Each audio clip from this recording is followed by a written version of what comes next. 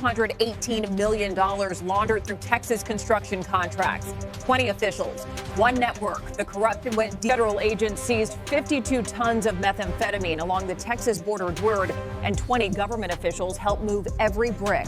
FBI cracked an encrypted server in San Antonio. What 312 names inside revealed about American government will shock you. At 2:14 a.m. on a moonless Tuesday along the Rio Grande, the temperature in Laredo, Texas had dropped to 51 degrees. A thin river fog curled off the water and rolled silently through the brush. On the American side, 214 federal agents from the FBI, DEA, ICE, and the Department of Homeland Security crouched in holding positions across 14 simultaneous target locations. They had been planning this moment for 2 years, 3 months, and 11 days. They had a name for what they were about to dismantle. Prosecutors called it Operation Iron Corridor. And in the next 6 hours, they would seize 52 tons of methamphetamine, the single largest narcotic seizure in recorded federal law enforcement history, and charge 20 government officials with federal crimes, including bribery, conspiracy, and narcotics trafficking.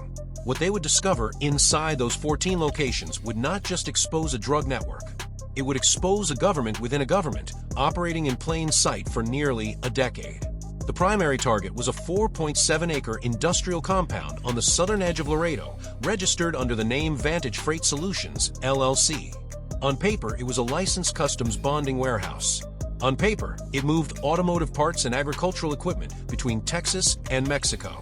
In reality, federal prosecutors describe it as the primary domestic distribution hub for a transnational methamphetamine network generating an estimated $1.4 billion in annual revenue. At 2:17 a.m., a 12-man FBI SWAT element breached the compound's steel roller doors using hydraulic rams. Flashbangs detonated in the loading bay. Agents moved through smoke in tactical formation. What they found in the first 60 seconds stopped the lead agent mid-step. Floor to ceiling, wall to wall, the warehouse interior contained vacuum-sealed bricks of methamphetamine stacked on industrial pallets, wrapped in commercial freight shrink wrap, and labeled with legitimate customs manifests bearing authentic federal inspection stamps. The bricks were organized by lot number. There were shipping logs. There were inventory spreadsheets printed and laminated. This operation did not hide from documentation. It weaponized it. The compound site manager, identified in federal charging documents as 44-year-old operations director Marcos Delgado Reyes, was found in a reinforced rear office attempting to wipe 3 laptops simultaneously. Agents reached him before the third drive completed its cycle. Delgado Reyes was not a cartel soldier. He held a degree in logistics management from Texas A&M University. His LinkedIn profile, active as of the morning of the raids, listed 14 years of supply chain experience. He wore a company polo shirt. He had a parking permit on his dashboard. Federal prosecutors describe him as the central operational architect of the entire Iron Corridor distribution network inside the United States. But the architects don't build alone. And this was just the surface. At 4:03 a.m., inside the FBI's San Antonio Cyber Forensics Division, analysts took custody of 3 recovered hard drives and a portable encrypted server unit seized from a Laredo compound. The server was protected by a 256-bit AES encryption layer with a hardware kill switch designed to wipe on unauthorized access. Forensic specialists spent 47 minutes bypassing the hardware trigger through a firmware isolation technique before mounting the drive in a sandboxed environment. At 4:51 a.m., the contents loaded. A veteran FBI digital forensics supervisor with 19 years of experience told investigators later, in a statement included in the federal affidavit, that he had never seen a criminal enterprise maintain records this precise, this complete, and this incriminating. What the server contained was not a collection of encrypted messages. It was a fully operational business management system. Procurement schedules, delivery route matrices, payroll records, and a contacts database containing 312 entries organized by name, title, jurisdiction, and monthly payment amount. Every transaction was logged. Every official was assigned an account number. The system had been running continuously since 2016. Analysts estimate the encrypted ledger documented $847 million in traceable payments over 8 years. And 20 of those account entries belong to government officials currently holding active federal, state, and local positions. But investigators were about to discover that the money was only one layer of what had been built. Simultaneously, at 2:17 a.m. Mountain Time, DEA and FBI joint teams executed coordinated raids in El Paso, Texas, targeting 3 separate commercial properties registered to a holding company called Centurion Asset Management Group. El Paso investigators discovered 9.3 tons of methamphetamine concealed within modified refrigerated freight containers bearing valid USDA cold chain inspection seals. The modification was precise, a hidden secondary compartment built behind a functioning refrigeration wall, maintaining actual temperature logs to pass inspection. The engineering alone, federal analysts noted, required specialized knowledge of commercial refrigeration systems and federal inspection protocols. This was not improvised. In a second El Paso property, agents found a cash processing room containing $4,700,000 in banded U.S. currency, 2 commercial-grade currency counting machines, and a ledger documenting 47 separate cash deposits made at 12 different local bank branches across a 3-month period. Each deposit kept deliberately below the $10,000 federal reporting threshold. A textbook structuring operation running through legitimate business accounts.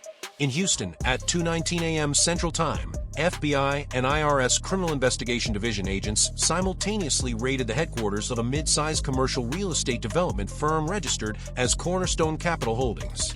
The firm had filed legitimate tax returns, employed 23 staff members, and had active construction contracts totaling $61 million with 3 Texas municipal governments. Agents recovered financial records demonstrating that $218 million in narcotics proceeds had been laundered through the firm over 6 years using a method prosecutors described as construction cost inflation fraud, falsely inflating project costs on government contracts, receiving legitimate payment, and recording the difference as profit from a fictional investor portfolio. The money was clean before it ever left the building. And then analysts discovered the real target wasn't the drugs at all. In San Antonio, at 5:22 a.m., a third raid team executed warrants on a private consulting firm operating under the name Meridian Policy Advisors. The firm's registered clients included 2 county sheriff's departments, 1 regional port authority, and a federal contractor providing staffing services to a U.S. Customs and Border Protection processing facility. On the surface, Meridian Policy Advisors sold regulatory compliance consulting. In practice, according to federal charging documents, it served as the primary interface between the Iron Corridor Network and its roster of compromised government officials. It was not a shell company. It was a functioning business. It filed taxes. It attended industry conferences. It had a website with staff photos and client testimonials. Agents recovered 14 encrypted phones, $620,000 in cashier's checks made out to legitimate-sounding LLCs, and a series of encrypted communications documenting specific payments made to specific officials in exchange for specific operational accommodations, delayed inspection rotations, route intelligence, interdiction schedule leaks, and, in at least 3 documented instances, the deliberate misrouting of seized contraband back into the distribution network. They didn't infiltrate the system. They redesigned it. What followed across the next 4 hours was a cascade of arrests that would reshape the political landscape of 3 Texas counties. Among the 20 government officials charged, federal indictments named a sitting deputy customs director who received $14,300 per month through a fictitious consulting retainer. A county sheriff's lieutenant who provided bi-weekly interdiction schedule summaries in exchange for $8,500 cash payments delivered inside sealed automotive parts boxes. A Port Authority compliance officer who manually cleared 34 flag shipments over 19 months in exchange for $127,000 deposited across 6 accounts registered to his wife's name. A state transportation inspector who approved modified freight containers for road certification without physical inspection, receiving $6,200 per approval. And a federal contract administrator embedded within a DHS support services firm who manipulated staffing assignments at 2 border protection checkpoints to ensure Iron Corridor affiliated personnel held position during designated shipment windows. Each official had been recruited not through threats or coercion. Each had been approached professionally, offered consulting arrangements, and allowed to rationalize their participation as a victimless administrative accommodation. The network understood human psychology as precisely as it understood logistics infrastructure. Seized documents recovered from the Meridian Policy Advisor's office in San Antonio revealed what federal prosecutors have described as a 3-phase institutional strategy. Phase 1, documented as beginning in 2015, focused on border and transportation infrastructure, identifying, recruiting, and compensating officials with direct operational access to inspection and interdiction systems. Phase 2, which analysts believe began around 2018, expanded to financial and municipal systems, embedding influence within real estate approval boards, municipal contracting committees, and regional banking relationships. Phase 3, outlined in a 47-page internal document recovered from a locked fireproof cabinet and titled simply Framework Consolidation, detailed a plan to establish majority influence over law enforcement leadership appointments in 4 targeted Texas counties by 2027 through a combination of campaign financing, professional endorsement networks, and strategic leverage over compromised incumbents. This was not a drug trafficking operation that also corrupted officials. This was an institutional acquisition strategy that used drug trafficking to fund itself. If these raids had not happened when they did, federal prosecutors stated in a press release issued at 11:30 a.m. that morning, the organization was 18 months from achieving operational goals that would have made future interdiction structurally impossible within its target region. By 9:47 a.m., the final arrest had been made. The total operational count stood at 89 individuals charged across all locations. 20 of them were government officials.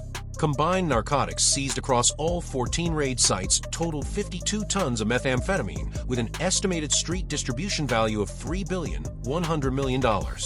Federal agents also seized $31,400,000 in documented cash assets, 14 commercial properties, 22 vehicles, and 6 licensed businesses used as laundering infrastructure.